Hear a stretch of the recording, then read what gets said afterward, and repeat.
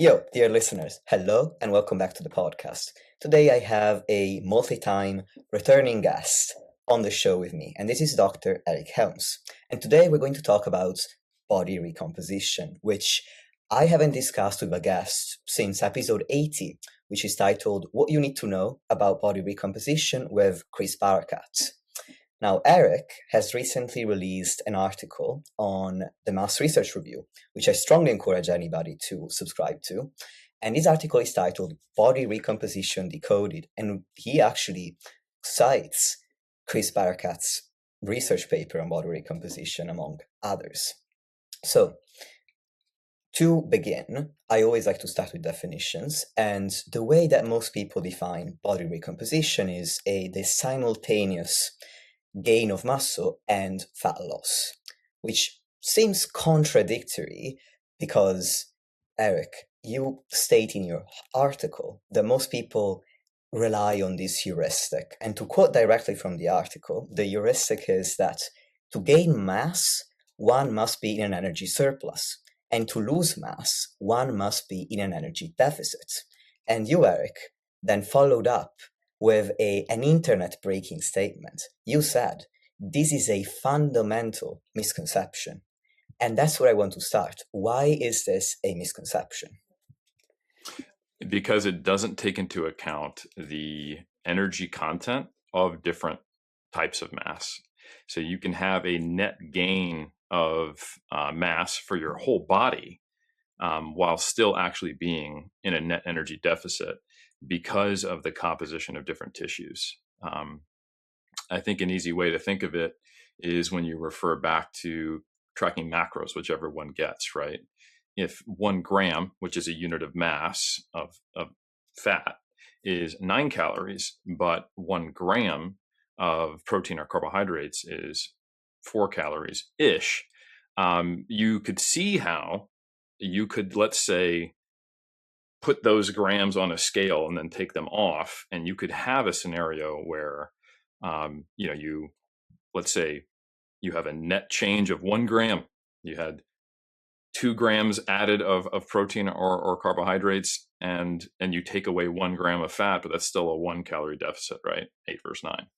So that's not exactly what's happening in the body because of the tissues are not necessarily composed purely of triglyceride or protein or carbohydrate, but that absolutely can happen where you would lose a certain amount of body fat and gain a certain amount of lean tissue, but that deposition in those separate tissues would be happening it would indicate that over the net period leading up to that change, there was actually a deficit. So, for example, someone puts on 3 kilograms or 6.6-ish pounds of lean tissue. However, they have lost 1 full kilogram of body fat. If you actually know the way that's tracked and the typical data we use on that is DEXA, but even visually, and if we just kind of did that in the real world, that would actually be occurring in a net deficit because of the composition of different tissues. So I think that's a really fundamental piece to understanding body recomposition. And the statement is potentially right that to gain mass, you must be in an energy surplus if we restrict it to one class of tissue. Like in a vacuum, if we just go to gain body fat, and we're saying and nothing happens anywhere else in the body, then yeah, you got to be in a surplus. To lose body fat and nothing else happens in the body, yes, then you have to be in a deficit. And the same is true of lean tissue. But all total body mass, even if we kind of put aside the energy neutral changes in body water, which can happen for various things that in energy balance surplus or deficit, which I think a lot of practitioners and people are aware of, how they can see large shifts in body water without actually a commensurate change in fat or muscle.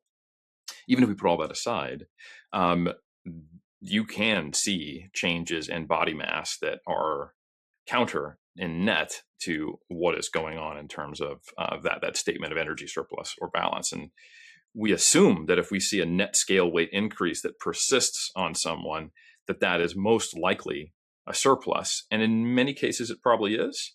But in a lot of situations, especially in people who are newer to the weight room and are also seeking to lose body fat, or when there's large changes in hormonal status, which really change fuel partitioning and drive certain change in adipose tissue versus muscle mass, you can see that as well. I think that's probably especially relevant to your audience, where many of them are transitioning or considering or have gone through it, or might be changing what potential hormones they're taking. That can happen independent of even doing resistance training in some cases, depending upon whether they're transitioning from being, assigned male or female at birth to the opposite, right? It can go both ways. And this is also something that we see probably to a greater degree in enhanced bodybuilders. And there are some data on this, but not to the same degree of the pharmaceutical warriors who are like IFBB pros. But if we look at some of the classic studies by, I think it's Basin, Basin, you can see that when you introduce like 600 milligrams of testosterone along with resistance training, you can see fat loss alongside muscle gain in a surplus, right? So how's that fat loss happening? And it really is that tissue of muscle is becoming so responsive and it's taking up so much of the energy resources that are coming in that there's a net deficit in the tissue of fat mass.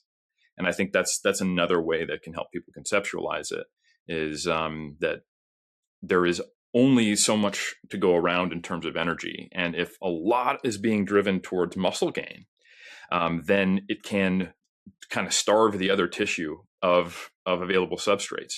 And there's a really cool review paper, it's open access, by Havers, which talks about in some of these more extreme cases where you have a really, really anabolic response in muscle, it kind of creates a fuel partitioning effect that it's more likely to lose fat, which has been more observed in animal models and with drug trials and the untrained first doing resistance training scenarios like that, which I think is fascinating. And there's a lot of drugs on the market right now that are doing things like that, like myostatin inhibitors that are being combined with GLP-1s, for example, or actually GLP like triple agonists and things like that. And of course, anabolic steroids and fat loss agents, like your more common ones that have been around since the 80s, like a clenbuterol and a testosterone derivative.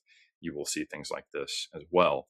And I think especially in like the natural fitness community where we don't really understand this stuff, maybe less so in your sector where people are a lot more aware of the effects of hormones and have experienced it.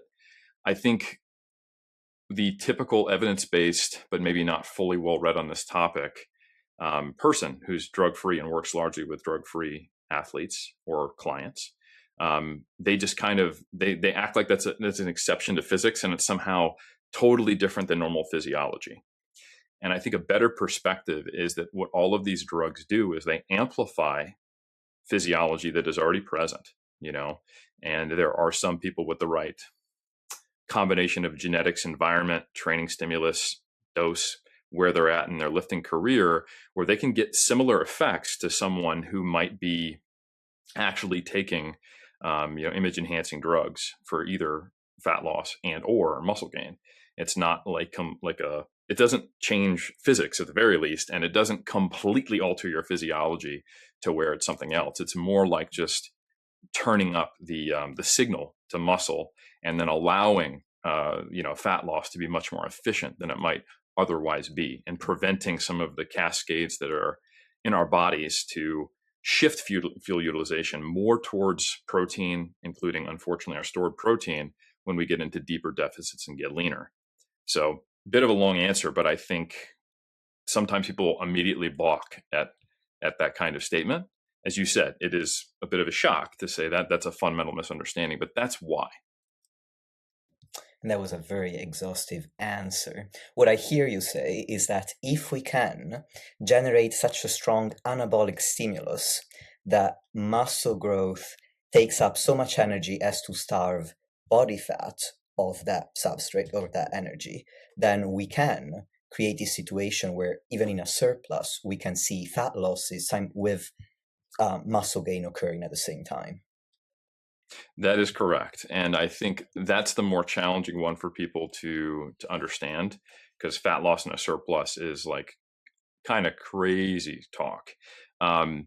What is probably much, much, much more common, especially in scenarios where we aren't having large alterations to hormonal status. So, in natural athletes who are not going through a transition or aren't in some kind of unique state, is muscle gain in a deficit. That is, honestly, any trainer who is worth their salt, who's been in the game a while, I would say would agree that they feel like they've seen that. And if anything, when they get told that heuristic that's actually a fundamental misunderstanding, they go, really? Okay, I guess. But like, it's counterintuitive to them. And it's only people who have been preloaded with that misconception who then try to explain away what they see. Because I honestly, like, you see it all the time. Someone new comes in, they want a diet, and our whole society's seen it. Like, if you think about the era where The Biggest Loser was happening, some of them looked reasonably muscular once and they're in a constant net deficit for a long period of time, not kind of coming in and out. And maybe they had spurts of muscle growth and spurts of fat loss, but that at least on a day-to-day basis, which is something we should talk about because we kind of see deficits and surplus as like an on and off switch that apply on a 24-hour basis, which is not the way anything actually works. We know that they're at least on a daily deficit, yet once they've dropped 50, 100, 150 pounds, it's like, man, unless they had muscle underneath all that I didn't know of, which I don't think they did because they were sedentary, it looks like they've certainly lost fat while putting on muscle. So I think to understand why the gaining of muscle mass in a deficit is much more common, and it's much more challenging and unique to actually lose fat in a surplus, comes down to the difference in macronutrients versus body tissue, right? So while fat has, slightly more than 2 times the energy density of carbohydrate and protein in food, in the body, it's between 5 and 6 times that amount when we compare a kilogram of not adipose tissue, but actual fat mass to a kilogram of what is typically calculated as lean tissue on a DEXA scan. And there is some specifics to the way that body compositions assessments work that kind of exaggerates this a little bit in the body composition measurements we do versus what we might see visually. But even if you think about the energy content of adipose tissue, and we count its water, and we count the water in lean mass the way DEXA does, we're looking at something that is 10 to 20% water, adipose tissue, versus something that is 60 to 80% water, depending upon the person and status and location for their lean tissue. So you can imagine if a kilogram, which is, for the Americans out there, it's 1,000 grams, right? This helps people who are tracking macros. If 200 of those grams at most in fat tissue are water, but the other 800 are 9 kcals per gram, they're triglyceride.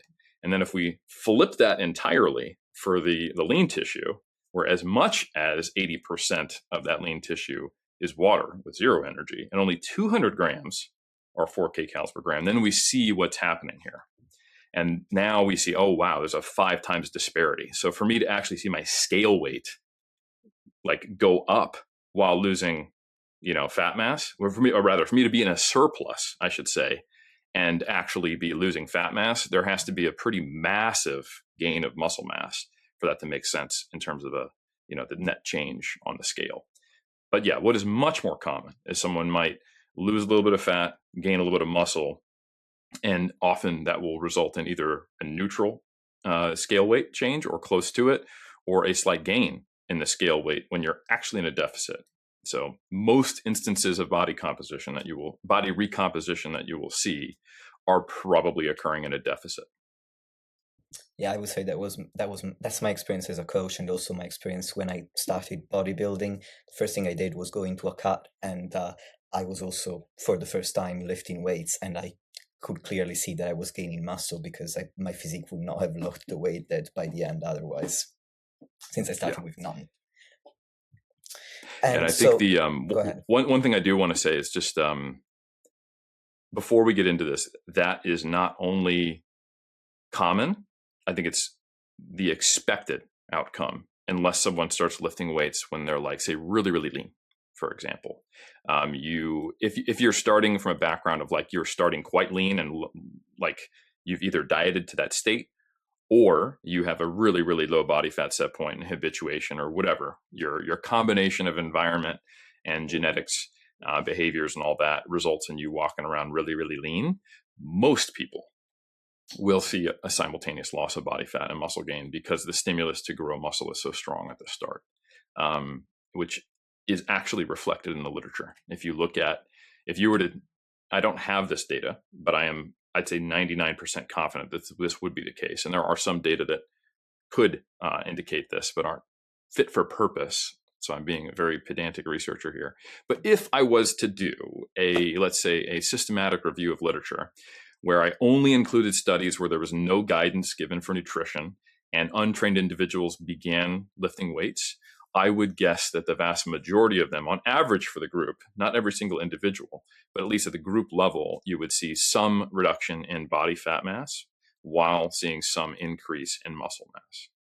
And that's only using the strict definition that you proposed of seeing that simultaneous change. But I think it is worth acknowledging that some other things you could describe as body recomposition, or at least masquerade as it, or present in the real world as it, but don't strictly meet the definition of the simultaneous loss of fat mass and the simultaneous gain of lean mass. Yeah, that makes perfect sense. And so I believe we've exhausted this initial misconception. Another misconception that you challenged was the idea that body recomposition is something that only people who are completely untrained, or who have a high amount or who have excess body fat, such as they are overweight or have obesity. I can't remember how I started this sentence, so I'm going to start again. Anyway, the misconception is that only untrained people or people with excess body fat can achieve body recomposition. And in your article, you mentioned that this is also incorrect. So can you expand on that? Yeah, and this is where it's really great that you already had Chris Barakat on. And that is what I think his article published in the Strength Conditioning Journal really did a great job of doing, because a large part of the work he did was simply addressing, like, people say this isn't possible.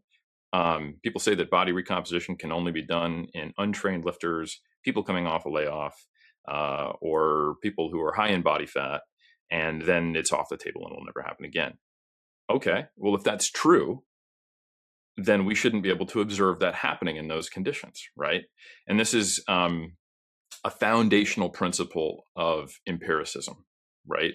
So that's why we say something is not significantly different instead of it's better or equivalent. This goes all the way back to our underpinning philosophy of science, where we're disproving hypotheses, right? So what would the world look like if this were true? And this goes all the way back to Karl Popper, who he uses a classic example of Europeans before they actually started traveling outside of Europe said all swans are white. And this is before they realized that falsification, rather than proving something, is really all we can arguably do.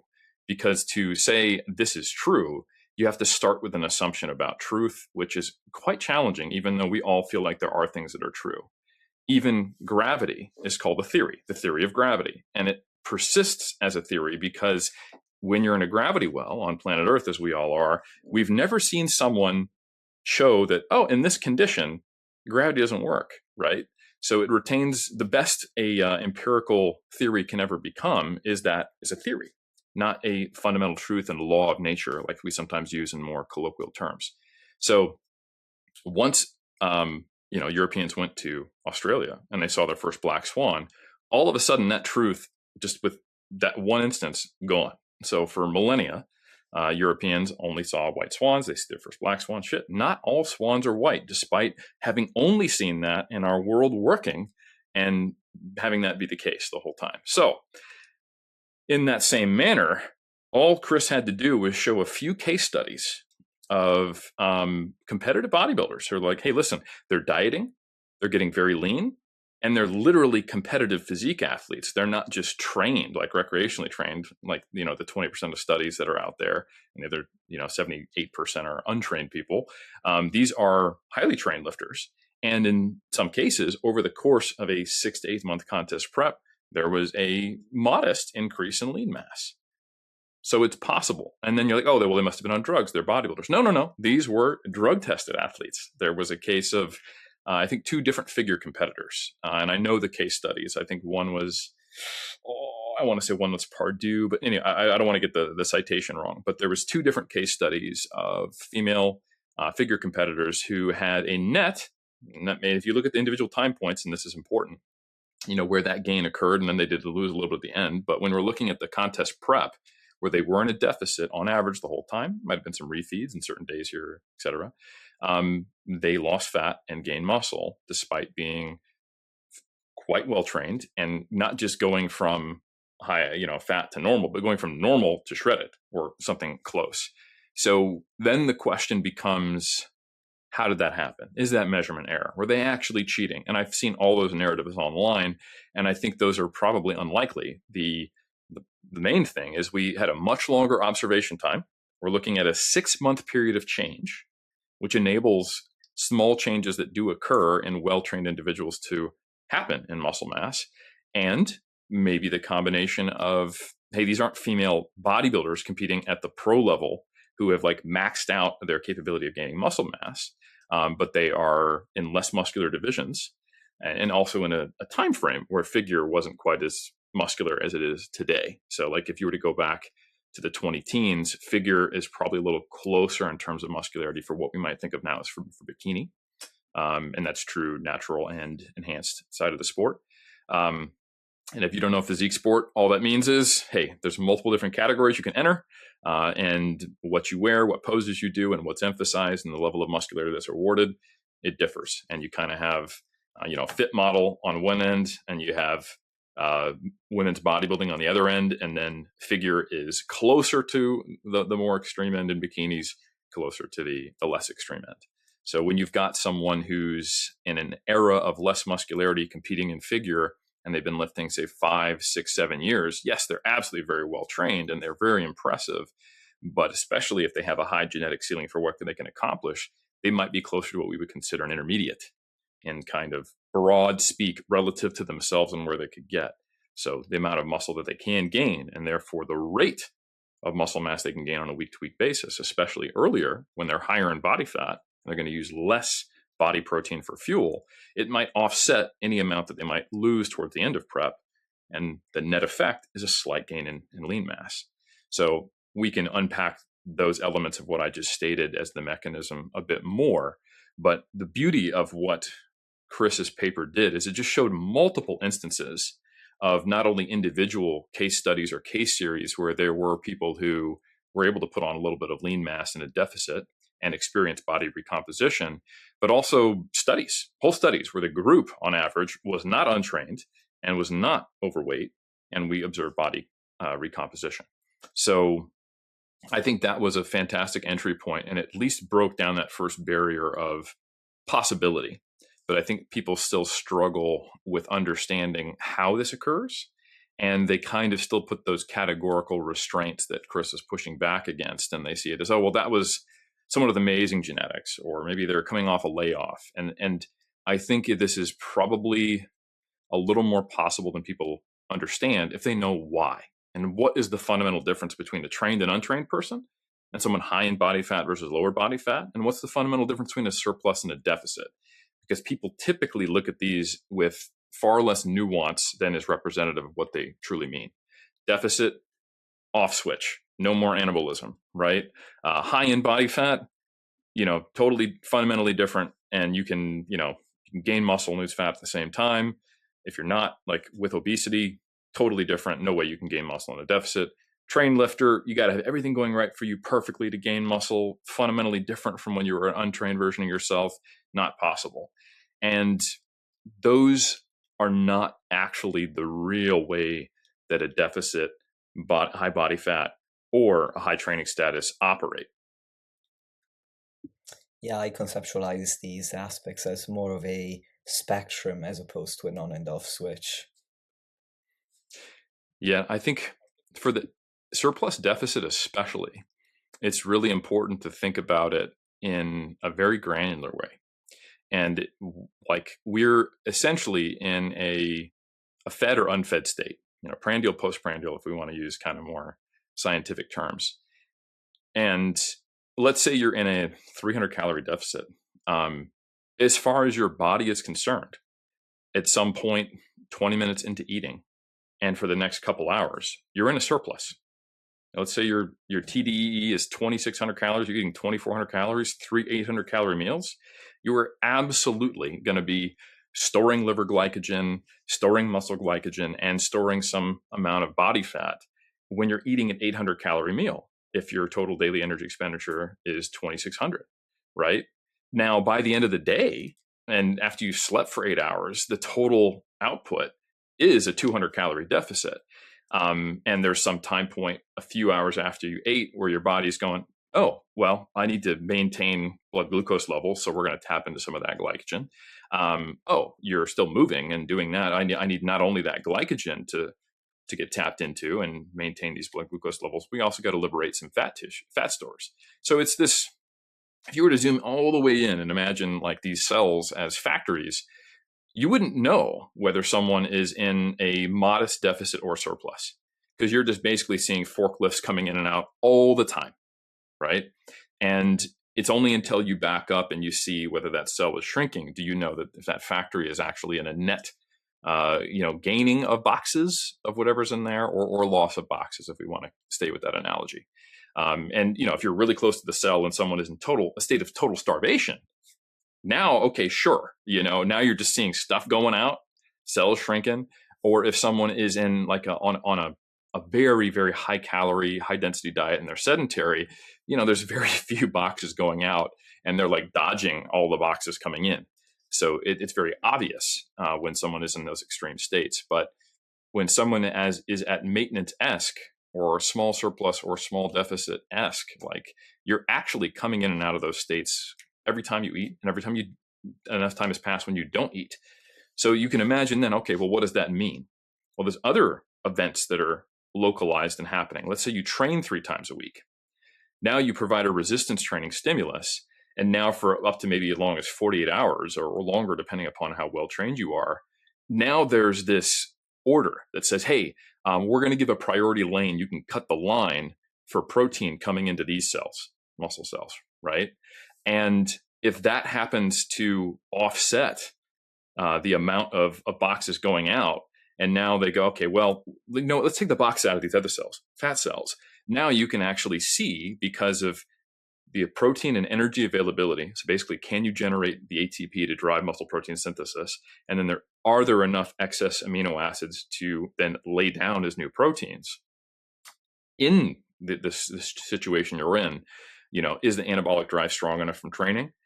Is the fuel and substrate utilization preferences in your body not skewed heavily towards protein? Because let's say you have enough body fat and glycogen around and the deficit isn't too extreme, then yes, in a deficit, we have the resources available to build that muscle. And then it's just a matter of what things like that continue in that spectrum are throttling or heavily impacting the potential of what you can lay down as far as new proteins, and what is going to prevent you or drive the ability to access more of those triglycerides at a rapid rate. So when you have we have more fat cells and they're full, really easy to pull those bad boys out, right? When you have really low fat cells and they're quite empty, there are some like local things preventing you from accessing them as quickly, and they're rate limited. But more so, you're seeing a systemic change that we've talked about many times, like metabolic adaptation and relative energy deficiency in sport, right? So REDS, low energy availability, you're seeing all of these hormonal and metabolic changes that make fat loss harder and muscle loss easier. So that's why in people who are getting really, really lean, and what I see in natural athletes, your potential of losing muscle mass and having negative changes to your physique despite also losing fat mass and despite training, it gets precipitously higher. And you have to be careful and more careful as someone is in like the final phases of prep when they're walking around in a persistent state of low energy availability at 5% body fat if they're a male competitive bodybuilder, or something closer to maybe in the teens if they're on the other end of that spectrum in the female category, where people generally have more essential body fat. So I think, just to give a little more context, you're 100% correct that these things should be viewed as a continuum, and there's metabolic effects, and also the most probably important factor is the massive throttling of how quickly you can gain muscle as you get closer and closer and closer to your, theoretical asymptote of your genetic ceiling for muscle mass, right? So far, I hear you say that body recomposition is possible in a deficit and in a surplus. It's also possible across training ages. The difference between less trained people and more trained people is the time course. So in more trained people, it takes longer for body recomposition to occur, which makes sense to me because muscle gain is slower the more trained that you are. So then my next question is, all right, if it is possible for so many different trainees, then what are the conditions that we need to meet to make it more likely? Great question. So there's a couple things that need to be in place. The first one is the appropriate time scale, right? And it's worth talking about that in realistic terms, because I think people, and I hate to say it as someone who's been lifting weights since I was, 21, and now I'm 43, and I'm still trying to make gains and be competitive, because the slowing can be viewed as like, oh man, like that's so bad, who would ever keep trying to gain muscle at that point? But to give you an idea, we've actually had this modeled several times now. There's a meta regression and meta analysis done by Steele and colleagues in 2023 that looked at standard effect sizes. So like standardized changes mathematically in resistance training adaptations.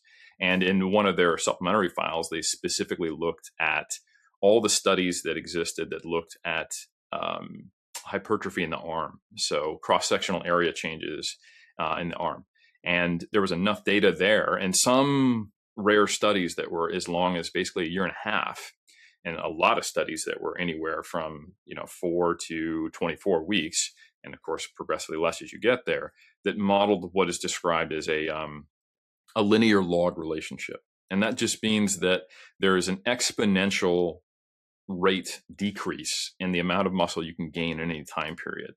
And you can roughly describe it as saying it takes about twice as long to gain the same amount of muscle, and that continues to compound. And that's not exactly right. That's actually a geometric change rather than like logarithmic, but it works decently well, and it gets you close enough. Like if you went, oh, okay, well, hold on. In my first, year of training, I put on, 15 pounds of what I think was muscle. It would take you roughly another 2 years to do that again, or said another way, you would gain half that amount in another year. So you can see this kind of rapidly curtails. And this is why a lot of people notice that the biggest changes to their physique happen in the first couple years. Now, this is all dependent on other factors, which now I'll talk about a bit. Did you start from a place of really trying to be lean? Or were you high in body fat and you were dieting precipitously this whole time, and maybe your training was much more focused on like fat loss? You've done a lot of cardio and high reps, or whatever conception you had was optimal for fat loss. Or did you come to this in a relatively open-minded and not in kind of in the quote unquote normal spectrum of body fat? You didn't try to be in a massive deficit, so you were probably somewhere in a small deficit up to a small surplus. Or if you were someone who actually, did eat in a surplus purposefully, all of those things can also affect the rate of potential gain you can get. And you can create the conditions, even with that strong drive to put on muscle as an untrained lifter, initially adapting, to where you can make that like a lot slower. And you can make the relative changes in muscle mass a lot less. Like if you were staying way too lean and really restricting your calories and not eating enough protein and not training effectively or efficiently, then you might see minimal changes in muscle mass. And then as soon as you actually change those conditions, you were like starting it at beginner, because the thing that makes you slow down is how close you are to your potential. So if someone kind of spins their wheels for years and only has reached 10% of the way to their potential, it doesn't matter that they've been training for 10 years, unless that puts them into an age where they're experiencing sarcopenia and it's, negatively affecting their rate of growth. they're still got 90% left. So they're still effectively like a early stage novice or a late stage novice, however you want to categorize it. So those time isn't wasted, I guess, is just something to hear. But that slowing, what does that actually mean? Well, if you were to like math it out, if you put on, say, 3 to 4 kilograms in your first 8 weeks of training, right? Then how much, if you maintain the exact same conditions and stimulus, would you roughly gain as you approached your 80th week of training from your 72nd? So basically, the start and the end of a 1.5 year period, now you're looking at like half a kilogram, right? So that's way less. It's like 1/6, if my math is right, to 1/8. But it's still, when you think about it, to kind of de-black pill someone, that's a pound of lean tissue over an 8-week period. And I think all of us would be pretty happy with that. Like that adds up over time, even though it is diminishing. So when you fully like math this out into long-term careers, and you can do this looking at like the Open Powerlifting database, and actually there's a preprint by Roberts, if someone wants to look it up, where they took all of the data on resistance training, where they could extrapolate this out, and they modeled it, and it did comport for the most part with steel, and they found that same curvilinear relationship. You can see like they actually present some percentage changes over the first few years of training.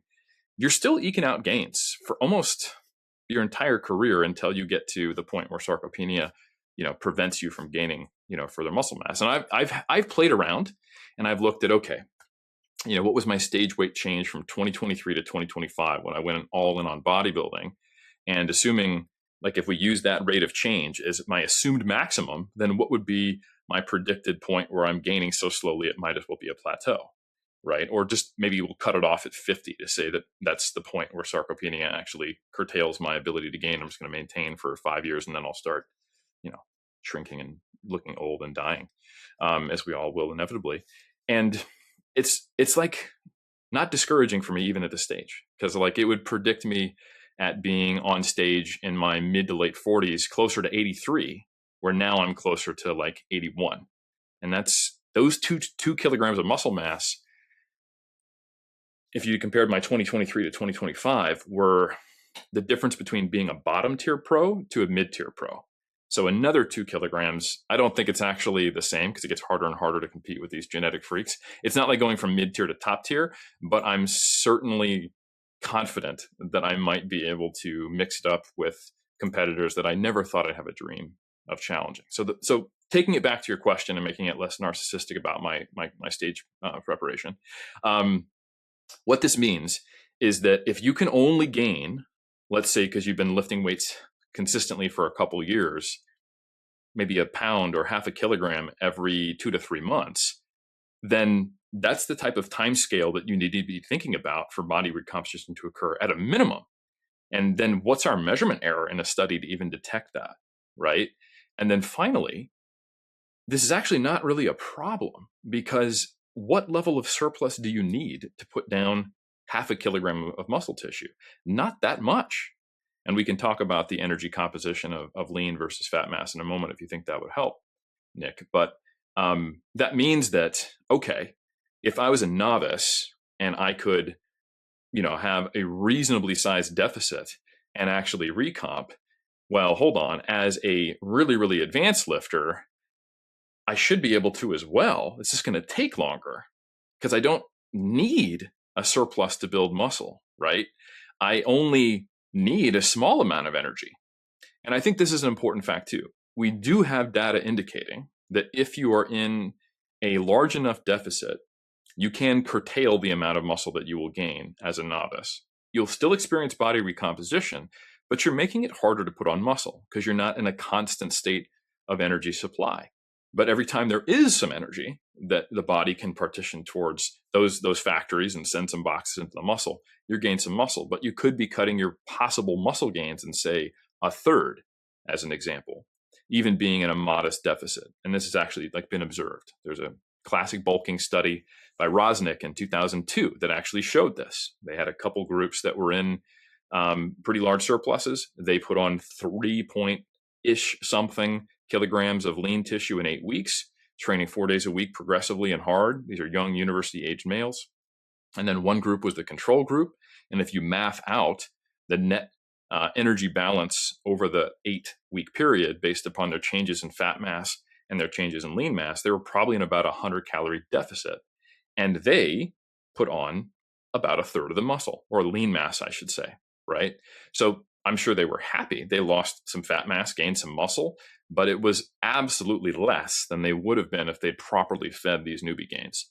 The good news for them is it wasn't off the table. They could have achieved a similar rate later because they didn't get as close to their ceiling as the other guys. But the interesting thing was that there is a point where the deficit starts to curtail the amount of muscle gain you can make. But if you can only make a very small amount of muscle, you would think that that deficit is less of an issue. And that's one of those things where you get a messaging in the kind of popular evidence-based space that doesn't align with that understanding, which is why I'm going into depth on these mechanisms. How many times have I heard someone say, listen, if you want to put on muscle as an advanced lifter, you got to do everything perfectly, so you can't be in a deficit. And that's not the case, right? If you can only benefit from like a 10-calorie surplus, maximally based upon the rate of muscle mass you can have, then how harmful is it to be only in a 50-calorie deficit? It shouldn't matter at all, or maybe even in a 100-calorie deficit. And we actually have some data to back that up, which I'm not going to dive into now, but I think that's the first thing to understand, is that what that logarithmic slowing means for advanced lifters is they don't need as much of a surplus. So they don't need that much energy because they're capped at how much muscle mass they can gain.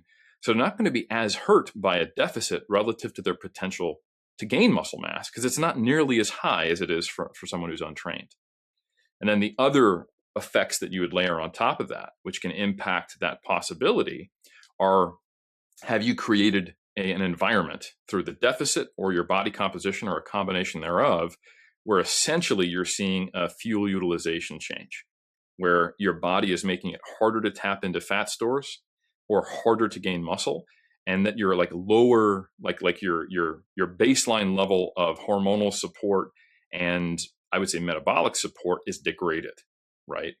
Like one thing you will see, especially in physique competitors who get really lean, is you see changes in their hormonal status. So like men, once they get lean enough, and especially if they're on a reasonably sized deficit, you're going to see sometimes a multifold drop in testosterone. And normally small fluctuations, we don't worry about that.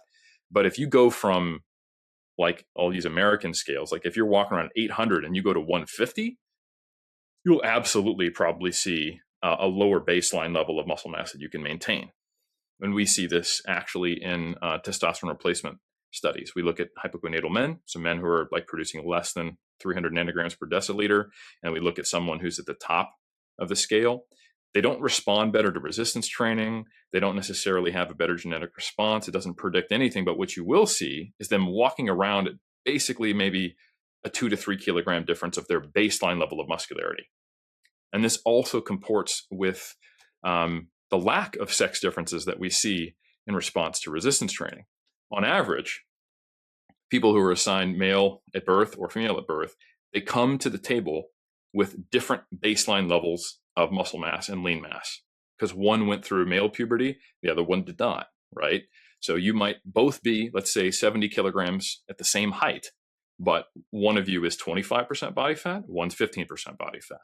So the person who is female in this example has lower lean mass. And you would think, oh, that probably means because they don't have that magic testosterone drug that they're not going to gain as much muscle. But when you look at the average over the population, same resistance training stimulus, and we compare studies on, biological women and men, what we see is the same percentage change in muscle mass or lean mass gains. So same kind of deal there. It's not necessarily completely impacting every aspect of it, but if you have dieted down to a point where you have these massive drops in testosterone, and that's only one of the many effects. There's issues with sleep. There's changes in your ability to actually produce the same levels of muscle protein synthesis, which is a fuel availability as well as a signaling issue. Many things make it much harder to gain muscle. And the leaner someone is, we also see substrate utilization changes. If you put someone on a 0-calorie diet, totally starve them for 24 hours, and then you look at the way they use energy, if they are with obesity, so someone, let's say a male over 40% body fat or a male who's really lean, let's say under 10% body fat, legit, you'll see 2 to 3 times the usage of amino acids for energy, one way or another, whether it's going to the liver and getting converted or direct use of the amino acids in the person who is very lean compared to the person with obesity. So that's just the body basically looking at all of its accounts. Think of it as your accountant, and you've got glycogen, you've got body fat, and then you've got your stored body energy. And ideally, we don't want to tap into our savings. That's the stored protein, body energy, muscle mass. And since we have so much body fat, even someone who's lean, for the amount of time it can sustain you, we're much more willing to tap into that. That is maybe our savings account versus our investment account.